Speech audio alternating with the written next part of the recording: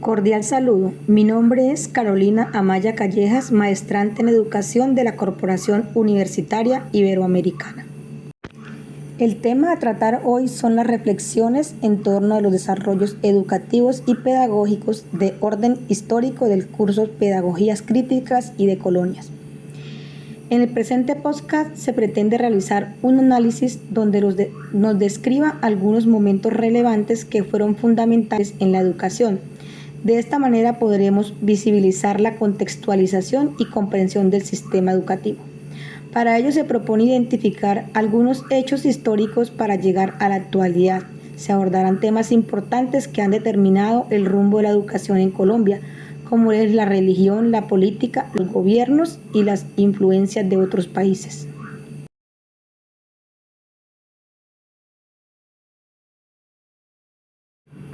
Una mirada al pasado. Se ha evidenciado en la historia de la educación diferentes posturas visibles en cuanto a la autoridad que tenía el poder político y las familias más poderosas de esa época. Se podría percibir que la colonización del poder de una manera muy marcada por los sectores más influyentes de la sociedad,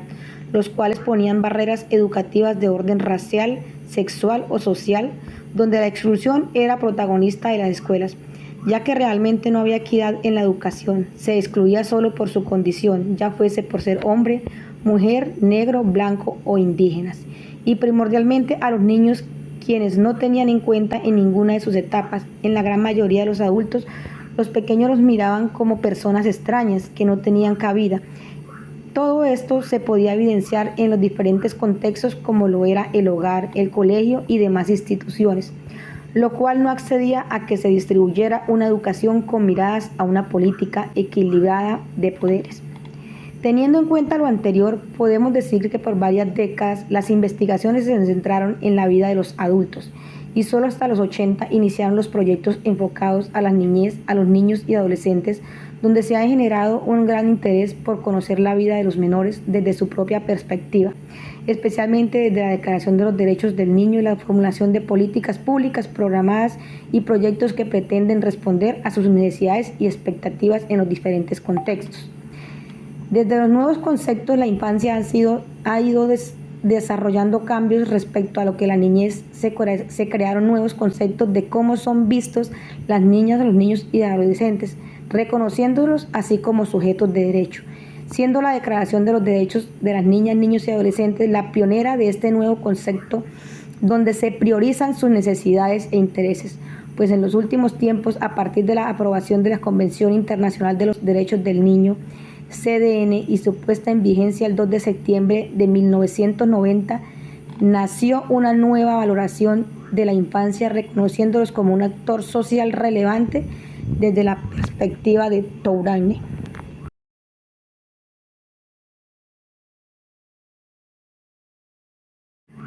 Partiendo de esto, la pedagogía crítica surge con la necesidad de tener individuos capaces de aferrarse a su medio para que se cumplan los objetivos propuestos en el plano personal,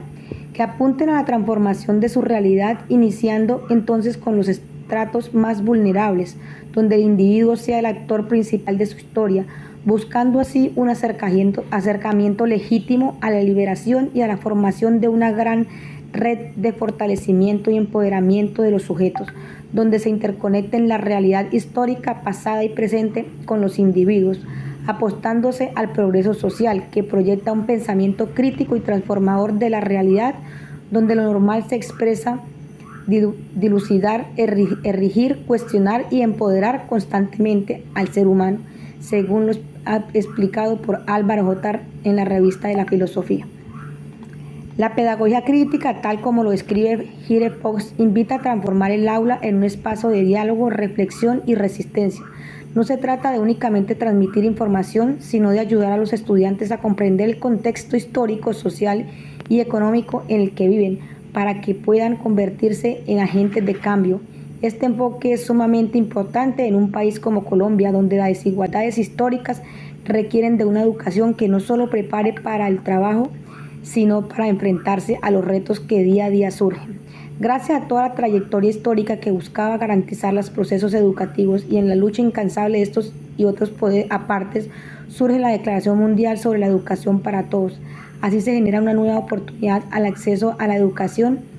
sin distingo de posición social, sexual, racial, religiosa, cultural, entre otras, y consecuentemente en Colombia se da inicio a un espacio político que facilitó la creación de diversas leyes, acuerdos y políticas públicas que pretenden la inclusión educativa, entre ellas la Constitución de 1991 y la Ley 115 de 1994. Marcaron un punto de inflexión al reconocer la educación como un derecho fundamental y al establecer los principios de gratuidad y obligatoriedad en ciertos niveles. Sin embargo, los desafíos del siglo XXI, como la globalización, la desigualdad social y la incursión de las tecnologías digitales, han exigido repensar los fines y métodos de la educación en Colombia.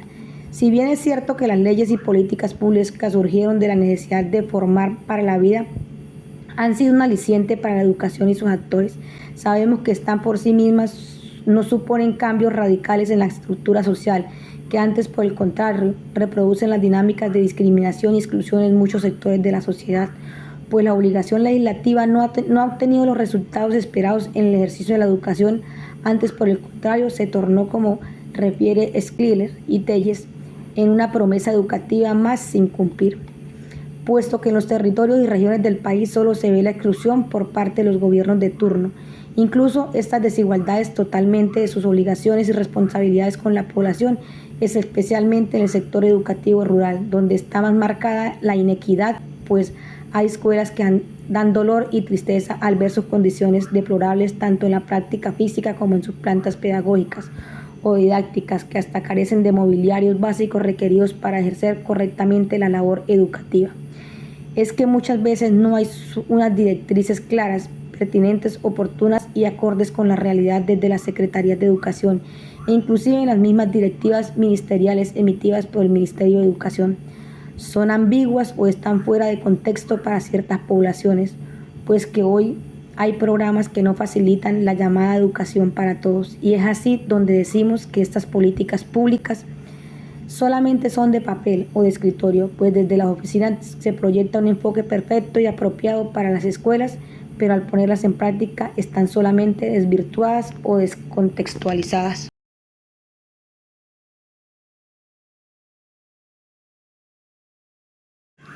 Con este contexto podemos evidenciar que la educación en Colombia se ha transformado en un modelo de integración a otro de inclusión, y ese concepto pretende que la educación cambie y que la gestión escolar se modifique para responder a las condiciones particulares